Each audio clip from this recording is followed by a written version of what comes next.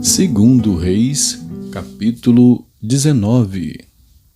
Diz assim: Quando o rei Ezequias ouviu isto, rasgou as suas roupas, cobriu-se de pano de saco e entrou na casa do Senhor. Então ele mandou que Eliaquim, o responsável pelo palácio, Sebna, o escrivão, e os anciãos dos sacerdotes, todos vestidos de pano de saco, fossem falar com o profeta Isaías, filho de Amós.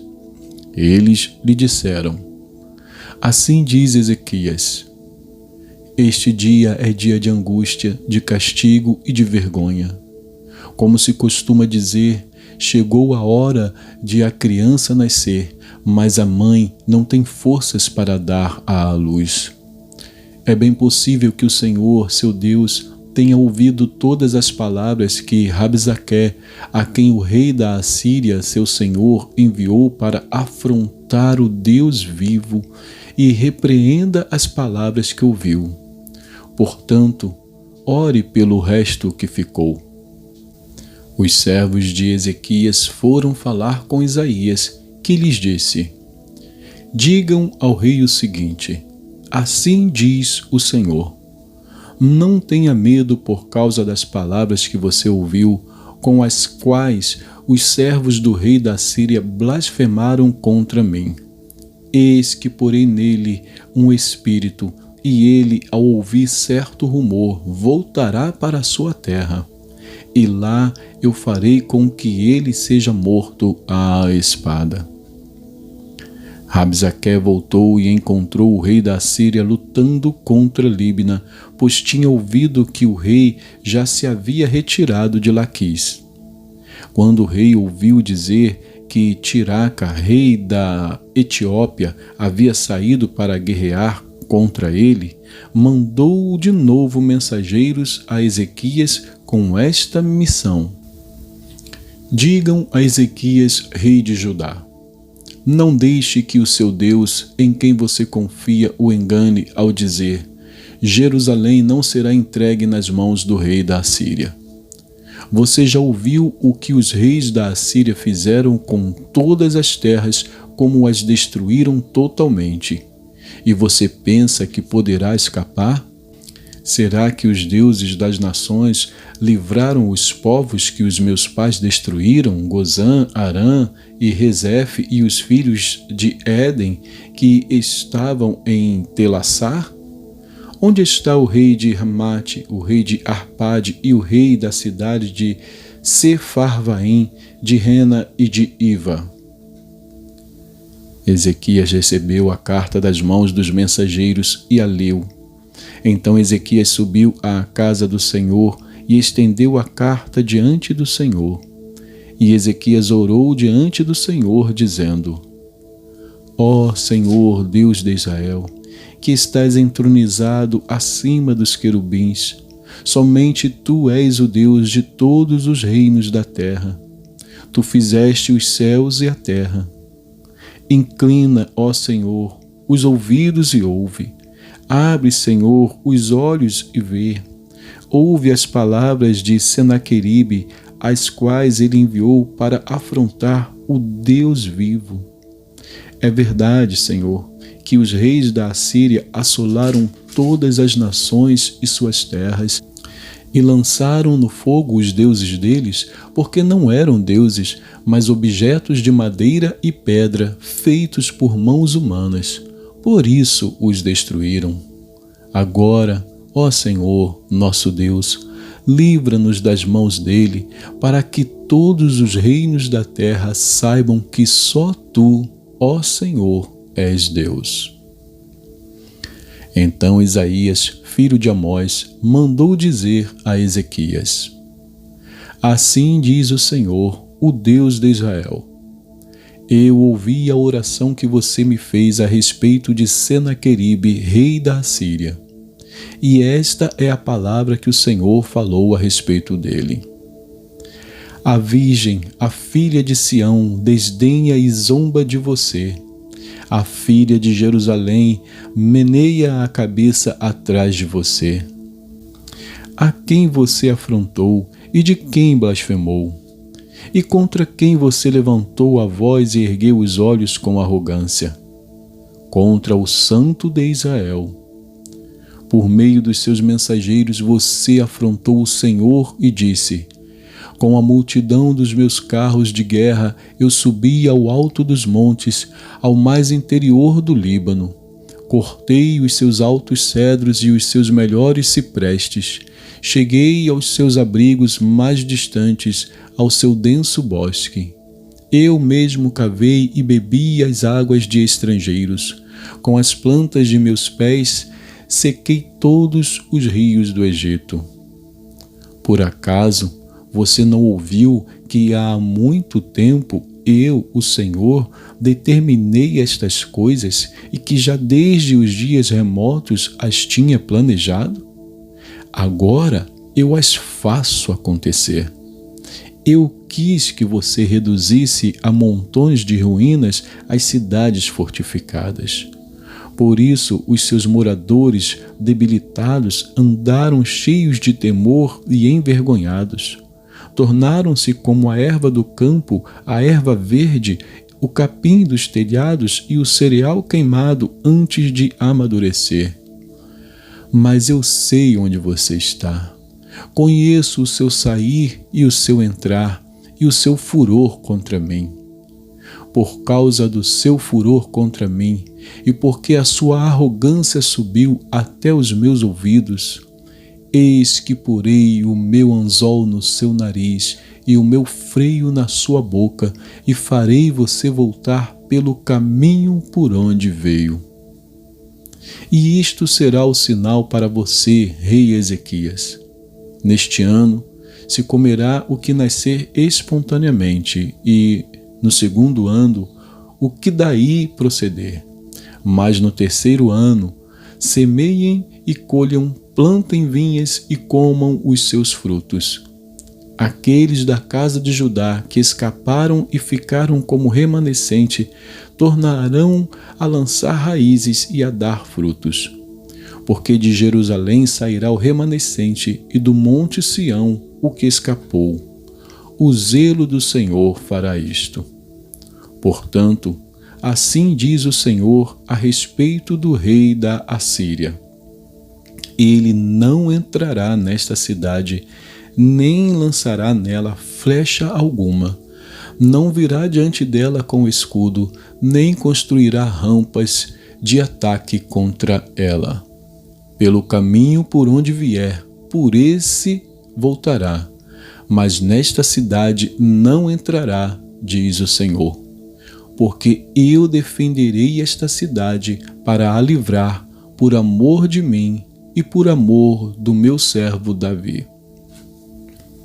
Naquela mesma noite, o anjo do Senhor saiu e matou 185.000 homens no arraial dos assírios.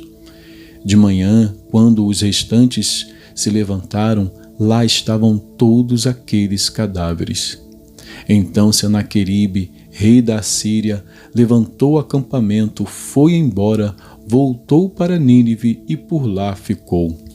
Certo dia, quando ele estava adorando no templo de seu deus Nisroque, os seus filhos Adrameleque e Sarezer o mataram à espada.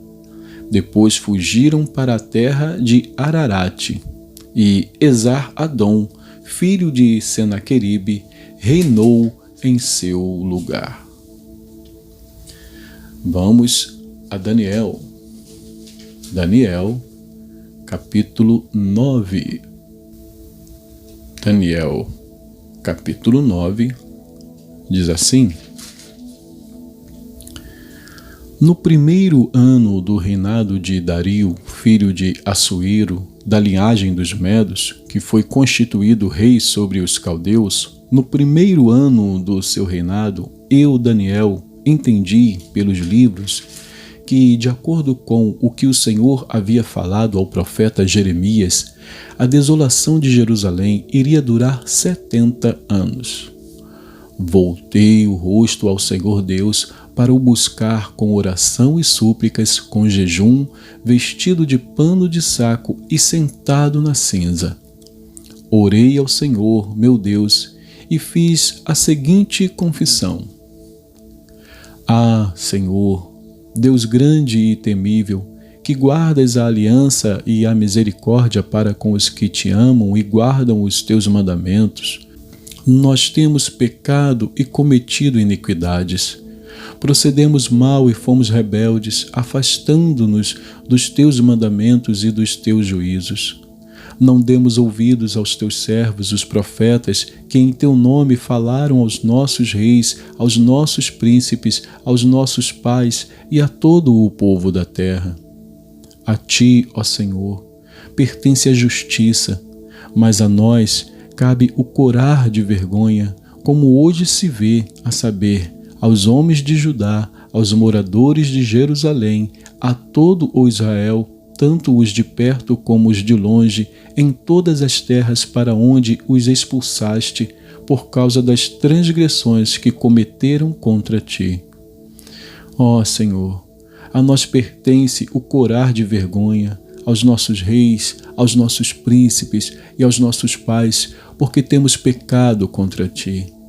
Ao Senhor, nosso Deus, pertence a misericórdia e o perdão, pois nos rebelamos contra ele e não obedecemos à voz do Senhor, nosso Deus, para andarmos nas suas leis que nos deu por meio dos seus servos, os profetas. Sim, todo o Israel transgrediu a tua lei e se desviou, deixando de ouvir a tua voz. Por isso, as maldições que estão escritas na lei de Moisés, servo de Deus, e que foram confirmadas com o juramento, se derramaram sobre nós, porque pecamos contra ti. Ele confirmou a sua palavra que falou contra nós e contra os nossos juízes que nos julgavam, e fez vir sobre nós um grande mal. Nunca antes debaixo do céu havia acontecido algo como o que aconteceu com Jerusalém. Como está escrito na lei de Moisés, todo este mal nos sobreveio. Mas mesmo assim não temos implorado o favor do Senhor, nosso Deus, para nos convertermos das nossas iniquidades e nos aplicarmos à tua verdade. O Senhor tinha preparado esse mal e o fez cair sobre nós, pois o Senhor, nosso Deus, é justo em tudo o que faz, e nós não obedecemos à sua voz. Ó Senhor, nosso Deus, que tiraste o teu povo da terra do Egito com mão poderosa e adquiriste a fama que tens até o dia de hoje, nós temos pecado e cometido iniquidade. Ó Senhor, segundo as tuas justiças, afasta a tua ira e o teu furor da cidade, da tua cidade de Jerusalém, do teu santo monte, porque, por causa dos nossos pecados e por causa das iniquidades de nossos pais, Jerusalém e o teu povo se tornaram objeto de deboche para todos os que estão ao redor de nós. E agora, ó nosso Deus, ouve a oração e as súplicas do teu servo. Por amor do Senhor, faze resplandecer o teu rosto sobre o teu santuário que está abandonado. Inclina, ó Deus, os ouvidos e ouve. Abre os olhos e olha para a nossa desolação e para a cidade que é chamada pelo teu nome. Lançamos as nossas súplicas diante de ti, não porque confiamos em nossa justiça, mas porque confiamos em tuas muitas misericórdias. Ó Senhor, ouve. Ó Senhor, perdoa. Ó Senhor, atende-nos e age.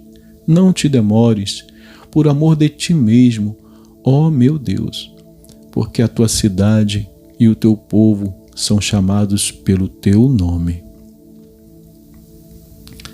Enquanto eu ainda falava, Orava, confessava o meu pecado e o pecado do meu povo de Israel e lançava a minha súplica diante do Senhor, meu Deus, pelo monte santo do meu Deus.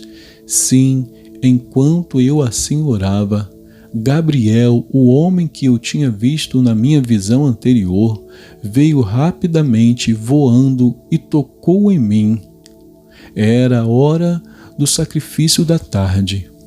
Ele queria instruir-me, falou comigo e disse: Daniel, agora eu vim para dar a você inteligência e discernimento. Quando você começou a fazer as suas súplicas, foi dada uma ordem e eu vim para explicar tudo a você, porque Deus o ama muito. Portanto, preste atenção à mensagem e entenda a visão. 70 semanas estão determinadas para o seu povo e para a sua santa cidade, para acabar com a transgressão, para dar fim aos pecados, para expiar a iniquidade, para trazer a justiça eterna, para selar a visão e a profecia e para ungir o santo dos santos. Saiba e entenda isto. Desde que foi dada a ordem para restaurar e para edificar Jerusalém, até a vinda do ungido, o príncipe, haverá 7 semanas e 62 semanas. As ruas e as muralhas serão reconstruídas, mas será um tempo de muita angústia. Depois das 62 semanas, o ungido será morto e não terá nada. O povo de um príncipe que há de vir destruirá a cidade e o santuário. O seu fim virá como uma inundação. Até o fim haverá guerra e desolações foram determinadas. Ele fará firme aliança com muitos por 1 semana. Na metade da semana fará cessar o sacrifício e a oferta de cereais. Sobre a asa das abominações virá aquele que causa desolação, até que a destruição que está determinada seja derramada sobre ele. E que Deus abençoe a porção da sua palavra.